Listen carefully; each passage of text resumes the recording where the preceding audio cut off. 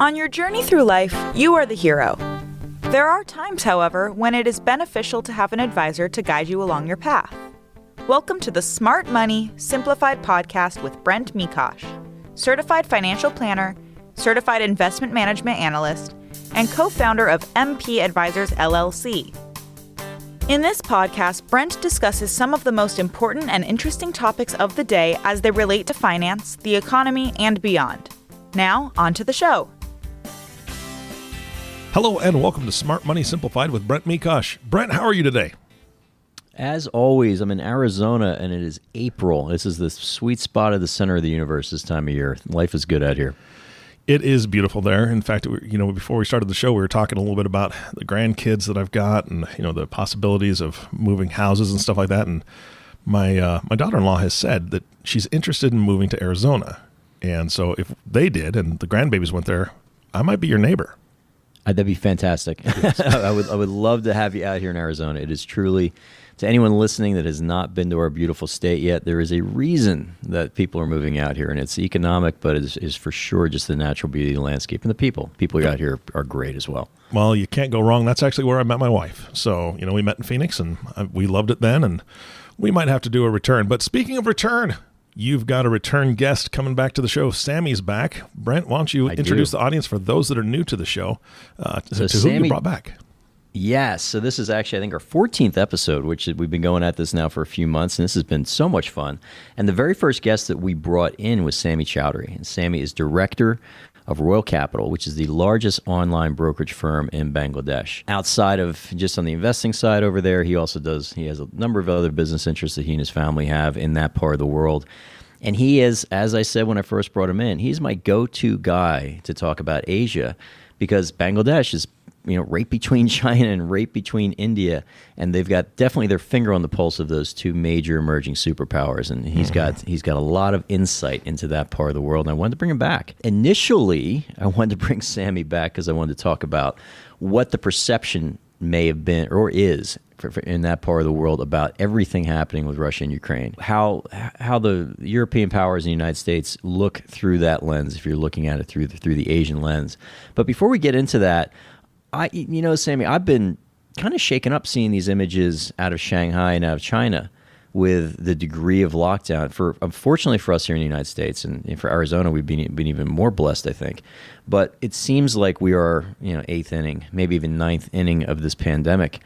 And, I'm seeing video coming out of Shanghai of there's suicides. You have 26 million people locked in their apartments screaming at night. You've got drones out on the streets telling people to go indoors. Children separated from their families. I mean, this is really terrible stuff.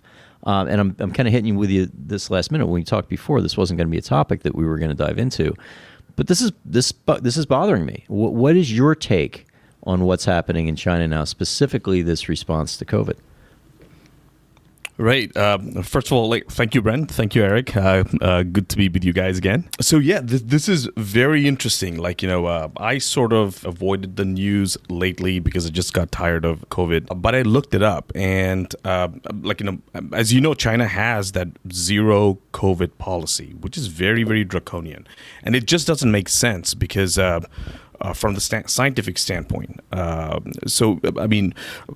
I'm not saying an advocating for COVID, but I don't know whether they have enough natural immunity in the population.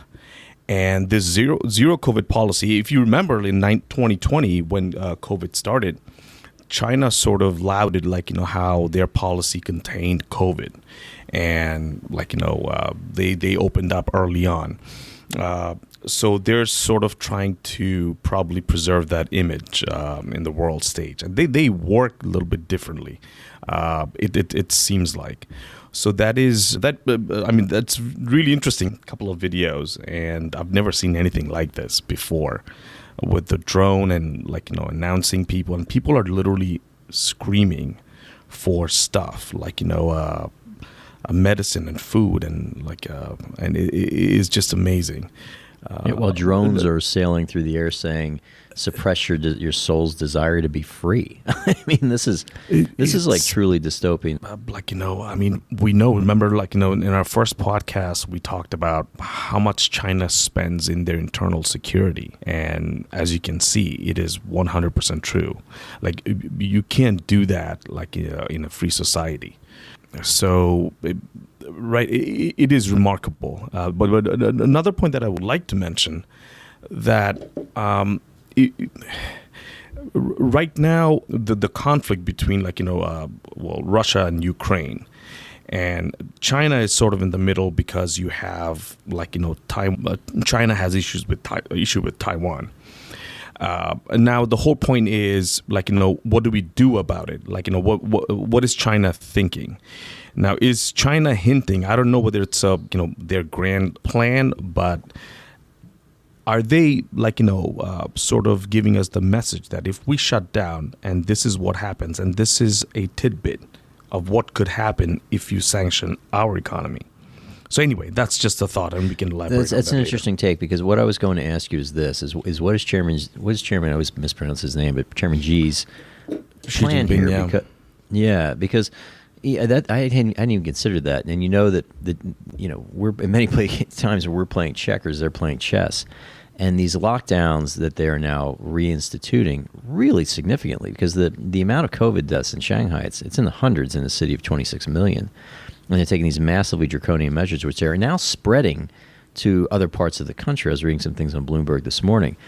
I hadn't considered that. Is that maybe a balloon to put out there saying, hey, if you want to sanction us and try to deter us from doing things that maybe we want to be doing on the world stage, here's what your supply chains look like. Here's what the economy looks like when we shut our factories off to you. And China, it's been proven. I mean, they're willing to sacrifice as many of their people as it takes to make a point. But it's just, they've done a lot of things in the last year and a half or so that have truly confounded me in terms of attacking their major business leaders. They've gone after those guys directly. They've pulled some of their most powerful, strongest companies down through the ringer. I mean, China's been, as a U.S. investor anyway, it's been an absolutely abysmal place to park your money. I mean, the Chinese stock market specifically has just been in the gutter for a while now.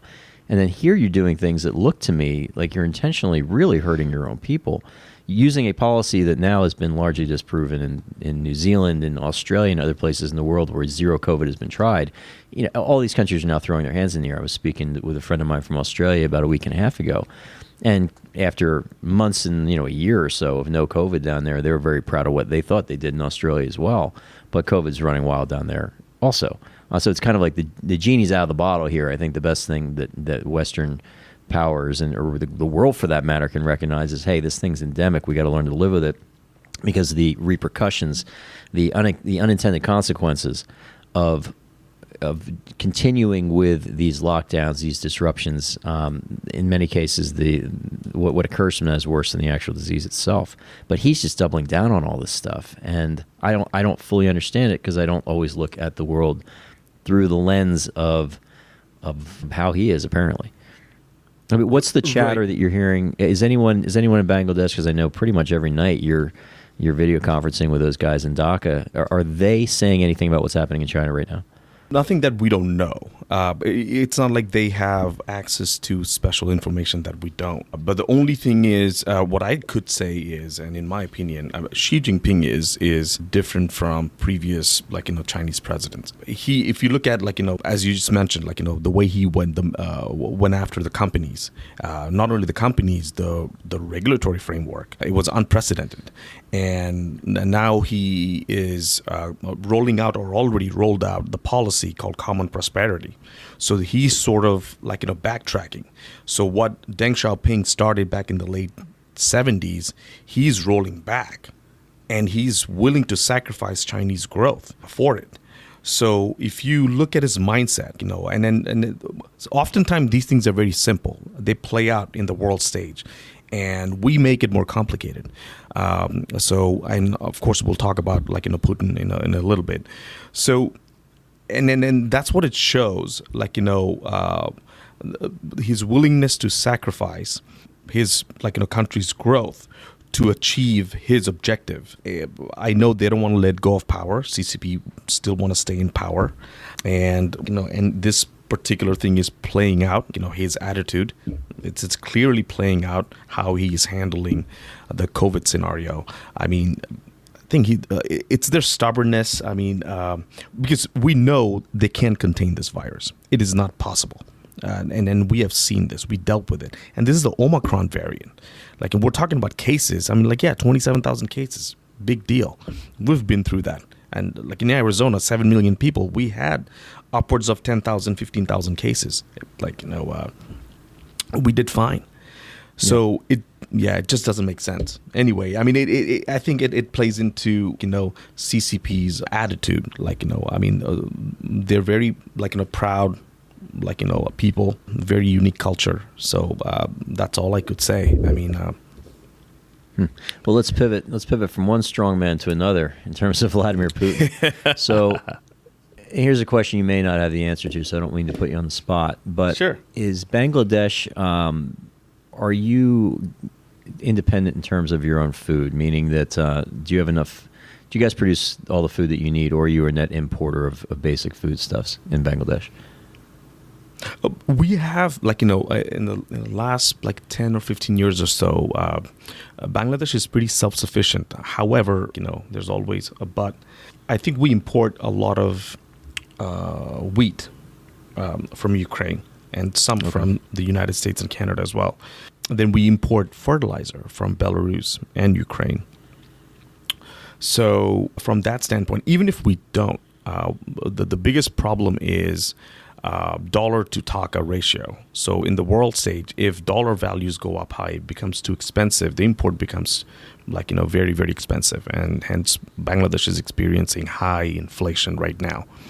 So you cannot decouple, even if your trading value is minuscule with Ukraine or Russia, but you can't decouple that because everything is traded in dollars. So what happens to the reserve currency is important to Bangladesh. Because you're depleting your reserve currencies because you've got to go out in the world markets and purchase this stuff. Absolutely. Now we were dealing, obviously, it was earlier this week, our inflation number came in and it was hot. It was about 8.3, 8.4% here in the United States, which is 40-year high inflation for us. In Bangladesh, what is high inflation in Bangladesh? Government would and then you have to go by the data that government publishes. I think the regulation is 7.1%. That's what government is saying. So, some analysts lower, would say it's upwards of 10. Okay, they're saying it's upwards of 10, 12%. So who knows? But if you look at certain food pricing, they just overnight double. So from that standpoint, it's very volatile. But and the food pricing is obviously was impacting everyone at the bottom here of the pyramid. Right. I just think the reason I'm asking that is because conversation in the last podcast we spoke with a commodities trader out of Chicago, and he was telling us that just how some of these global markets have been disrupted because of this war in between Ukraine and Russia around the world. And what I wonder is here in the U.S., we're very fortunate. We basically are self-sufficient from a food standpoint. We produce 25% of the world's grains. But you look at Russia and Ukraine, they also combined produce 25% of the world grains. And what is on the edge here of the global economy, what is a government's primary responsibility? And it's really to keep their citizens safe and fed.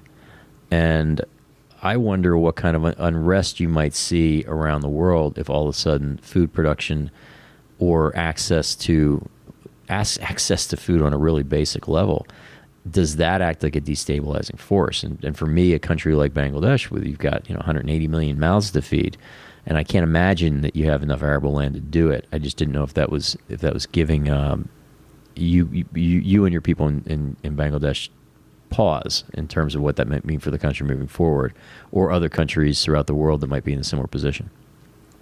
Oh, I mean, absolutely. We have never, I don't think in my lifetime, I've never seen EU and United States sanction this large of an economy and predict what would the possible outcome is going to be. we're still wait and see game. So from that standpoint, no, absolutely. I think it is a global issue. I just saw the press conference between the Indian Foreign Minister and our Secretary of State and Lloyd Austin, Secretary of Defense. And you could see Indian Foreign Minister was visibly nervous.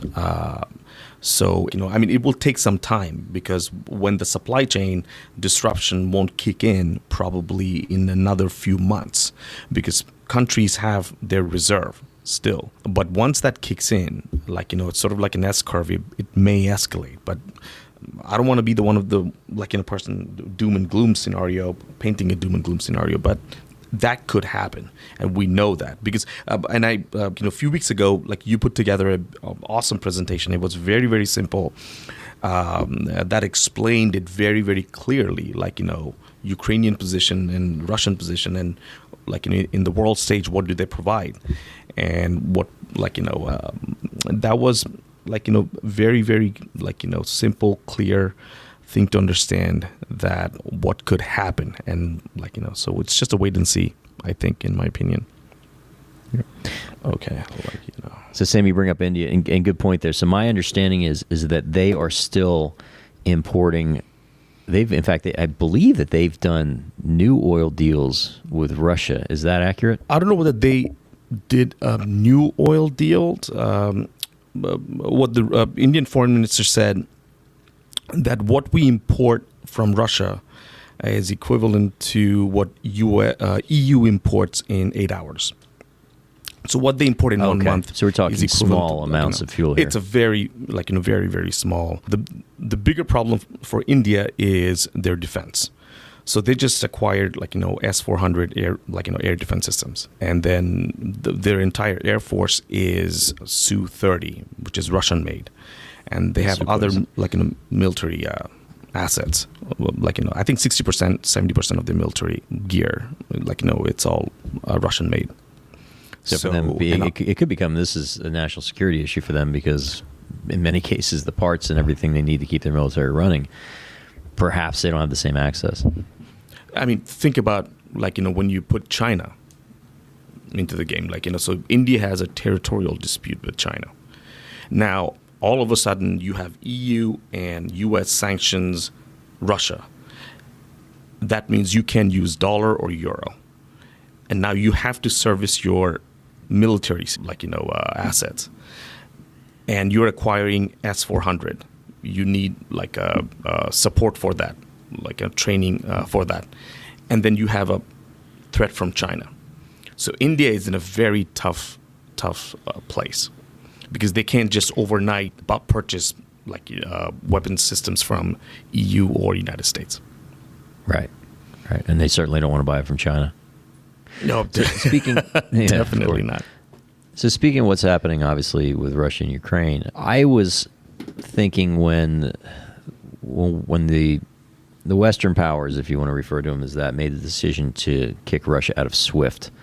On my website, I did a few videos about that before they did it and then after they did it. I'm probably one of the few people that doesn't think that was a great idea, because SWIFT is basically the clearing, it is the messaging system for tens of, I believe, millions of interbank transfers every single year. Now, China has a competing system that they are trying to get up and running, which supposedly is technically actually a little bit superior, but it hasn't hit that critical mass yet, hasn't had that uptake yet. Do you think that, first of all, does Royal Capital, I'm guessing you guys do use the SWIFT system if you're transacting any sort of transfers with, yeah, you do. International transfer, yes. Yeah. Is there any, from the purely business side for you, is there any plans to change that?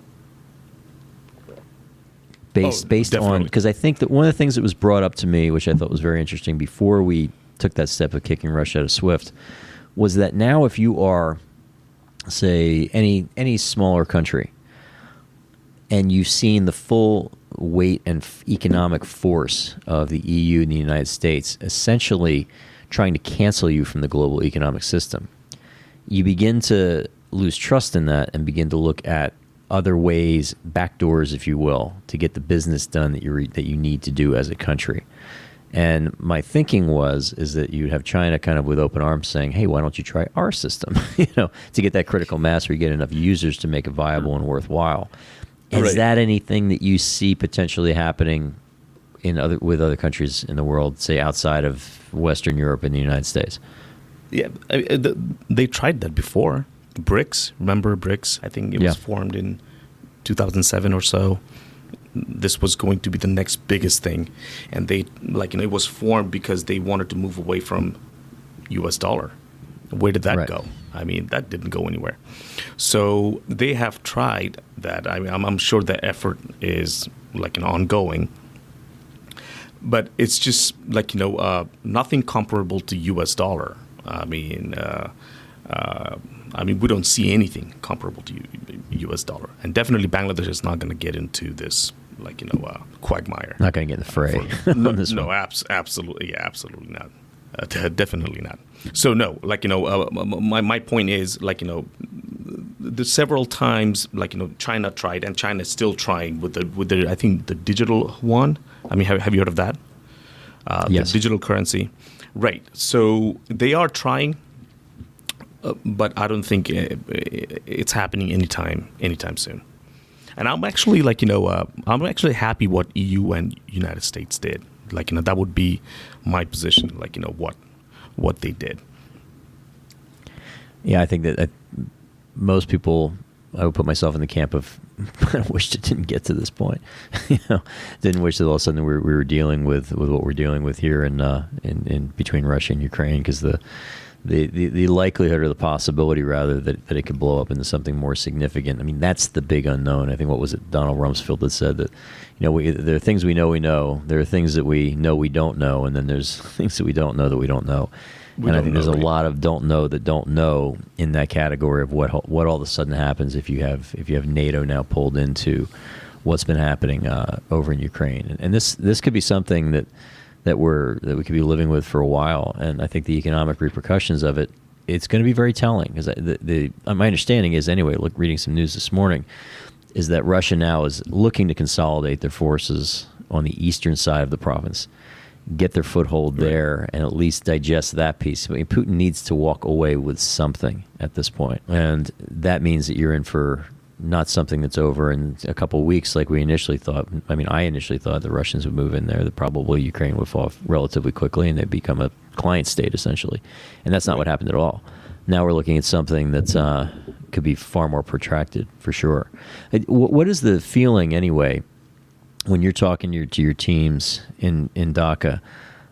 Is this on their radar, or is this something that is, one of the things with the United States here and in the West, we're bombarded by news, and there's always going to be the news of the day, which sucks up all the oxygen.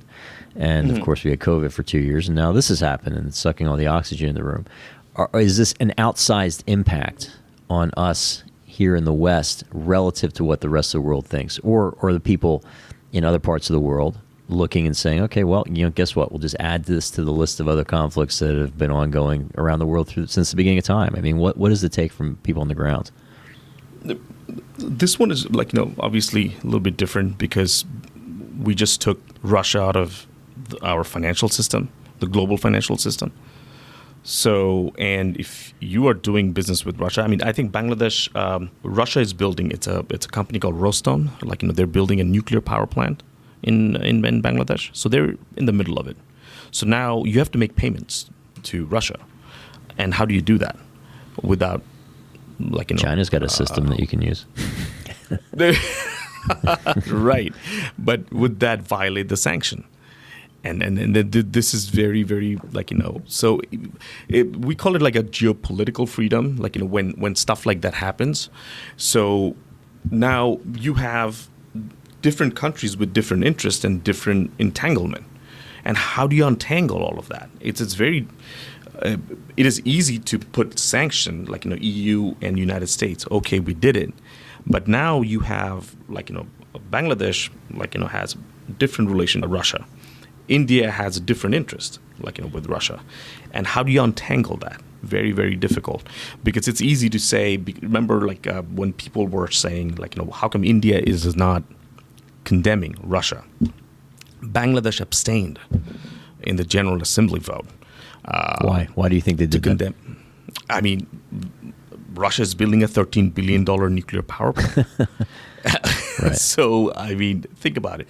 And Bangladesh Air Force operates, I think, 8 or 9 MiG-29s. So it's pretty big for Bangladesh Air Force because that was a large acquisition, for the size of Bangladesh economy. So, so as you can see, there are different types of entanglements that it's very difficult for common people to understand. Because when you make this issue very black or white, okay, people are dying, you should be condemning. Why aren't you? Yeah, has there been any, because one of the things that I think has been a real theme for anybody that's been alive in this country, even pre-World War II, is the supremacy of, at least even after World War II, for sure, the United States as the dominant economic player and the stability that came with that. And prior to Suez, anyway, or prior to World War II, you could argue it was the United Kingdom. You couldn't argue it was a fact. It was the United Kingdom before that. So we basically have had several hundred years now of Anglo-American dominance. Right. And we, as one of the things that I've always believed is, we as people living in the United States gain enormous benefits by being the issuer of the reserve currency in the form of the U.S. dollar, and the issue of the reserve store of value in the form of the United States Treasury. What has concerned me about Russia-Ukraine is obviously the possibility we get pulled into something more major, but also that all of a sudden, if the world order that really, since World War II, that we have put in place, which is largely speaking, there's been outbreaks of violence and wars around the world, and the United States has essentially been continually at war since World War II at some place on the planet. But for the most part, among developed, and I know a couple of other people have said this and they took a lot of heat for it, but it's true. Among developed, civilized nations that were deep into the global economic system, you have not seen a war between two countries like that really since World War II. Does this, looking through the eyes again as someone that's speaking with people in really an emerging part of the world, has this whole process perhaps undermined our credibility on the world stage, or am I overthinking this? And is it not as big of a deal towards United States credibility and supremacy as I think it can be at times? So war is always, as I forgot his Stephen Kotkin said, war is always a partial or full miscalculation. So if you think about the Iraq, and then if you think about the Afghanistan war, and now this, it's always partial or a full miscalculation. So Putin miscalculated. He miscalculated the result. He really did. Yeah, resolve the Ukrainian people and the military and the president. So that's where he made a big mistake. See, my point is the ability of countries, the ability of countries to choose their own foreign policy and their own alliances. It is, I don't know whether you know this, it is built into the UN Charter. So you should be able to voluntarily, form alliance with any country you want. In 1975, there was a Helsinki Act, which was the constitutional foundation of European security. Moscow signed that act. Then 1990 Charter of Paris, Moscow signed it. Then 97, NATO Russia Founding Act, Boris Yeltsin signed it. And the NATO Russia Founding Act puts no limits on NATO expansion. It doesn't mention it. So here you have Ukraine who wants to be part of NATO, but all of a sudden Russia, i.e. Putin, is telling you, oh no, this goes against our national security interest. Well, no, NATO has nothing to do with your national security. NATO has everything to do with your personal security. Your regime is under threat, not Russia. If Russia was under threat, you look at all these Eastern Bloc, Eastern European countries, why are they willing to join NATO voluntarily? I mean, we have created probably the largest voluntary sphere of influence, Western civilization. the world has ever seen. It's all voluntary. So I think NATO should be, Ukraine should be able to determine their own future for sure. And another thing that I would like to say is West, I mean, we have seen in the past few years the cancel culture rampant, like, you can't offend anybody. Largely, we followed that policy, similar policy toward China and toward Russia. Because we can't do this, we won't be able to do this, it will offend Putin. I mean, that worked out very well with Stalin. But despite that, I mean, sometimes foreign policy experts said, if we didn't disrespect Stalin, he wouldn't have conquered Eastern Europe. But he did, because we disrespected him. How does that make sense? Because their state of mind, these are autocrats, dictators. You give them, they will take it. Whatever you give them, they'll take it. Then they'll come to the negotiation table, they will ask for more. It happened with Iran. It's playing out with Russia. It will play out with China. They will never stop. You touch on something that I've been thinking a lot about lately, because I do think that what we're seeing here is really a fundamental, finally exposed to the world, is a fundamental. Fundamentally, we're seeing that different systems, different parts of the world, different leaders have very different values that they want to put forward. And I think in the early 1990s, somebody wrote a book, I might be messing up the title, was called The End of History, where it said that now that the Soviet Union had been defeated and communism was supposedly defeated, that now the world was just going to move on to this sort of neoliberal type paradise where everyone gets rich and makes money. What I think we really noticed beginning in 9/11 is that different parts of the world don't really care about that. Your Islamic fundamentalists, for example, they don't really care about that. They don't really care about the fact whether the GDP rises or they have increased trade around the rest of the world, or that they have access to different services or things like that. In many cases, there's probably a pushback because so much of the Western culture might be completely abhorrent to them coming into their television screens every night. If you look at Russia, that when people that are saying that this is a surprise, I don't think it's a surprise at all, because Putin has been saying for almost 20 years that the collapse of the Soviet Union was the greatest geopolitical tragedy of the 20th century. And for him, is it wanting to make Russians, well, he's got enough money, he's probably maybe the wealthiest guy in the world, we don't know. But is it really about getting the people rich and wealthy and plugged into this global system? Or is it about restoring that past glory? And if you look at China, same example. I mean, they view the 19th century as a century of humiliation, and they're obviously using their economic power and might now to increase their influence around the world. But for them, it's about restoring what they believe is their rightful place in the world stage. And I think that we're now seeing in stark contrast, in vivid relief, that other systems may not be interested in the same things that we are. And I think that I actually take that as a person that can definitely look at the darker side of things and want to explore that a little bit. I do actually take this as a huge positive, because I do think that sometimes it's very good to get a wake-up call. Sometimes it's very good to get clear lines drawn. Sometimes it's very good for a country like ourselves that has essentially been unassailable for a long period of time to realize, in the case of China, in the case if God forbid, hopefully I pray we don't, we get drug into a larger conflict in Europe, that sometimes it's time to get serious. Sometimes it's time to look at where you might be focusing energy on things that really don't matter. And in this country, I think we've spent a lot of time, particularly in the last 20 years, focusing on things that really don't matter. And sometimes you need an external threat or a series of external threats to shake people up a little bit. I mean, do you feel the same way? I 100% agree with you. I mean, the West is unbelievably powerful. We just don't realize that, okay? We have all the institutions. We have the human capital. We have the technology. We have separation of power, checks and balances. I can go on and on. Property rights, rule of law. So this is West. We're the West. And what we do is, we can't teach Western civilization in our universities. We're in decline. Right. And that's what we're thinking. That's what our mindset is. You should feel sorry or guilty. Now what happened?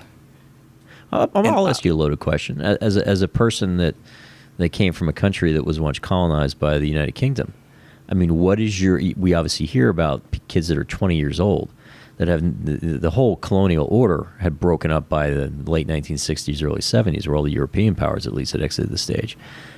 What's being said in Bangladesh now about the colonial era, and what's your belief about it? Were the Western powers, and we're kind of going off on a separate topic here, but were they evil and wrong? Was the United Kingdom a terrible steward and a heavy imperial foot on the Bengali people? Or is the truth a little bit more nuanced than that? I mean, if we want to hold on to the past, we can. But yeah, there were some bad things happen, but there were some, a lot of good, colonial power did. Yes, they extracted enormous amount of wealth out of India, but back in the day, who weren't? I mean, that was I think United States was the first experiment, in 1776, that we will be ruled by our people, not by the rulers. Correct me if I'm wrong. I think we are the first, a democracy, republic, actual real republic. So from that standpoint, I don't know whether a 20-year-old who grew up in the 90s or even in the 60s, 70s and 80s have anything to say other than they probably read the history book. It hasn't impacted any other way. If anything, they were born in a society which has civil institutions. I mean, they were developed by the Brits. So English common law, that's Bangladesh, law is based off of. So, yeah, I mean, you could look at it both ways. Yeah, definitely. But again, I would defend the principle and values of the West, and I think we have to stand up for it even more and protect it, not back down. There's one thing to use Pygmalion effect, okay, we're gonna share, we're gonna show you what we are, who we are. At the same time, we have to have a strong national defense, because strong national defense will facilitate diplomacy. Right. Without it, you cannot, engage in a diplomacy. Yeah, you have no means to execute on any threat. But you mentioned principles and values of the West, and I do think, again, one of the real, and I'll move into kind of a positive comment here, and then we'll close this out. But a real positive thing that I think that now you do see, there's this. I think a lot of people, particularly in the intellectual circles, have this fascination with China, this fascination with the authoritarian regime being able to do whatever they want. However, when you actually see what that means in real time, and you see what people massively committing suicides, what people screaming out into the night. Again, I've been watching a lot of videos that people have been shooting in terms of what's happening with these lockdowns. When you see what's happening with the Uyghurs, they have concentration camps. When you see really what an authoritarian regime looks like, all of a sudden, if you've got a conscience, that shouldn't be the direction that you want to take. If you see, on the other hand, what a very obviously militant, authoritarian regime in the form of Putin looks like, and Vladimir Putin's Russia, and him willing to just send people through the meat grinder here. I mean, we don't know exactly how many people they've lost, taking Ukraine, but it's been pretty massive. And the fact that there's very little that you can do if you're a Russian citizen to change course. My hope, I think the real possibility is that all of a sudden, people start taking a hard look in terms of what we have here. And my goal for the country, and I don't mean to get this into a political discourse, but it's for us to just get serious as a people again, for us to stop tearing each other apart over really foolish, silly, insignificant things, which I think has been a large part of the political discourse, particularly for the last 5 or 6 years, and start to focus on, again, what really matters and how you keep a Western democracy in place. And you can't do it. You can't keep a country like this in place unless you have a shared sense of values. An American, you're as much of an American as I am. We have come from completely different parts of the planet, but we're just as American because we share a value system. Absolutely. But unless you can clearly articulate what that value system is, you don't have a country. And absolutely, you have nothing to defend. Thing that I think there's nothing to defend. If you ask 20 people now what is an American or what are American values, you probably get several different answers. And as a positive note to end this, I think that one of the things that we're seeing with both Russia, what's happening in China, is hopefully opposing values, if you see what the opposite is, at least historically based on what our value system has been, it gives you kind of a clear indication of what we should be moving towards ourself and what we should be embracing ourself and what we should not be apologizing for in this country in terms of our own historical values that really are what made this country dominant and powerful and great.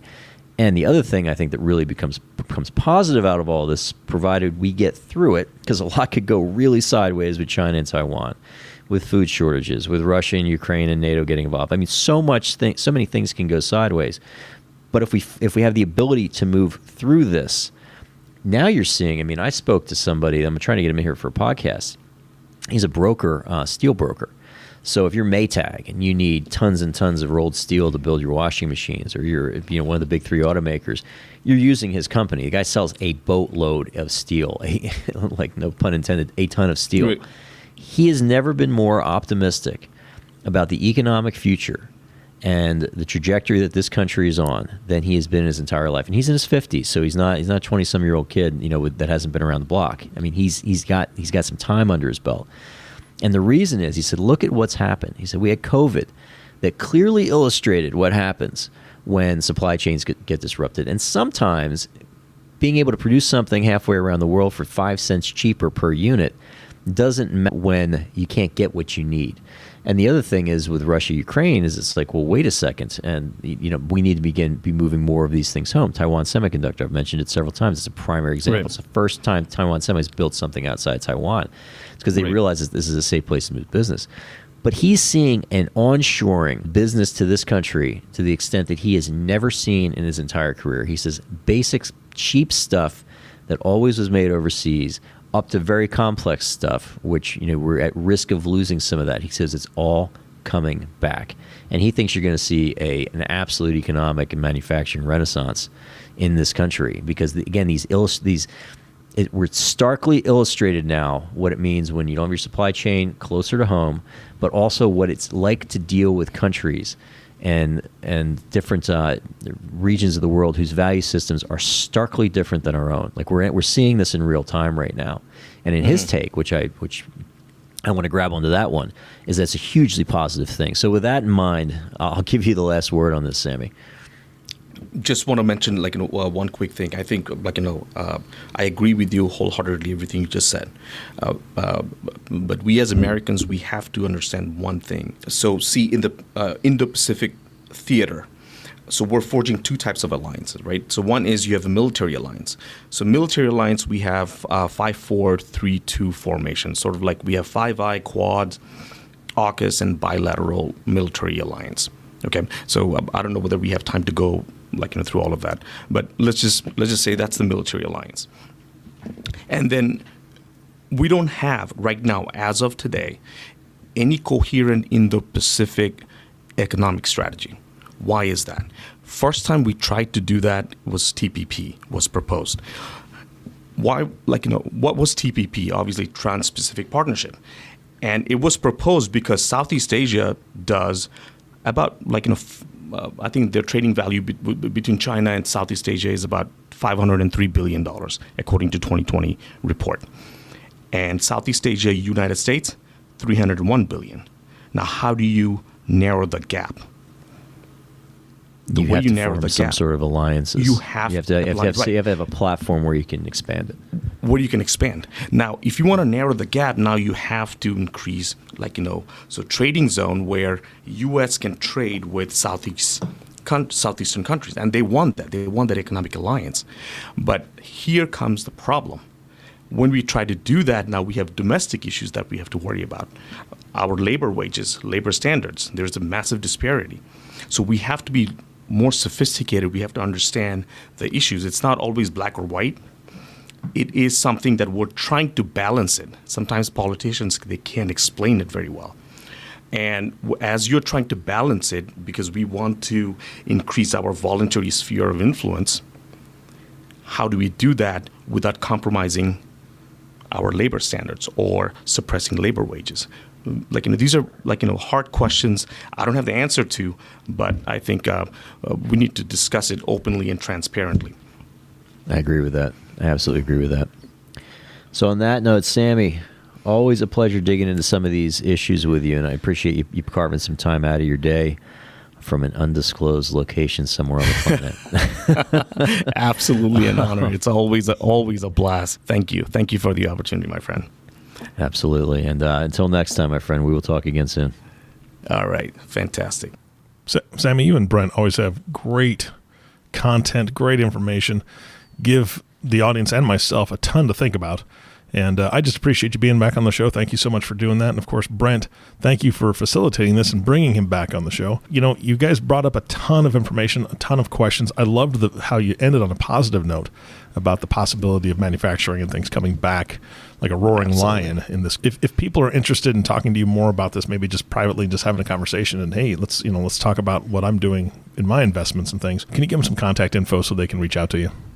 Absolutely. Our phone number here, where you'd reach myself, remember my team, is 602-255-0555. Again, it's 602-255-0555.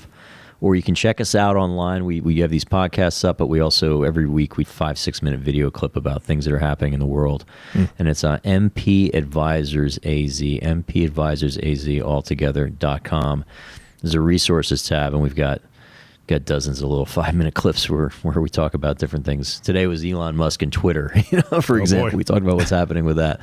But we'd love to continue these conversations. And I think fundamentally, thank you for recognizing. I wanted to end it on a positive note because I do believe, this is a fundamentally optimistic business that I'm engaged in. If you do not think the world is going to be better in the future than in the past, then what's the point of all this stuff? And I'm very much optimistic, but I do also try to take a very significant and keen eye to look at what are some of those things and some of those issues that can hurt you, and what are some of the ways, I use the term go sideways a lot, but where things can go sideways, and the things that we need to be on the lookout for. So I try to keep a balance between my inherent optimism, but also a recognition that sometimes the realities existing in the world can be a little bit challenging at times. But Eric, it's always awesome to have you. And again, Sami, thank you so much. And I'm sure you'll be on again in the future because I love our conversations as well. Can I say one thing just to close it? The only way to criticize Western civilization is to employ it. Fantastic. Thank you. Absolutely. And of course, listening audience, thank you so much for joining us and tuning in to the Smart Money Simplified podcast with Brent Mekosh.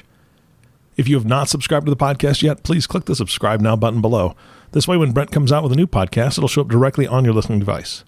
This makes it really easy to share these podcasts with your friends and family. And again, I'm going to encourage you to do that because the things that Brent talks about with his guests on this podcast are things that a lot of us have been thinking about or wondering about, really. And this will start great conversations among your friends and family. Again, thank you so much for listening today. For everyone at MP Advisors, this is Eric Johnson reminding you to live your best day every day. And we'll see you next time.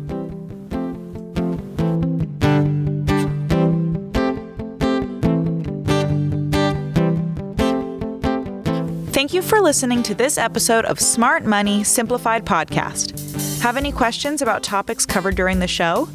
Visit www.smartmoneysimplified.com or give us a call at 602-255-0555. Don't forget to click the follow button below to be notified when new episodes become available.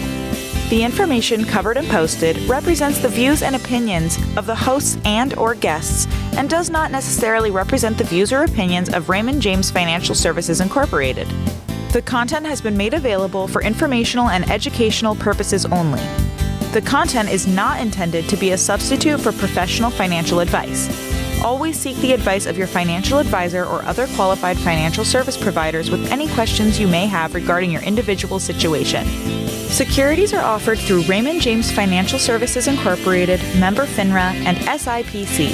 Investment advisory services offered through Raymond James Financial Services Advisors Incorporated, MP Advisors, LLC, is not a broker/dealer and is independent of Raymond James Financial Services.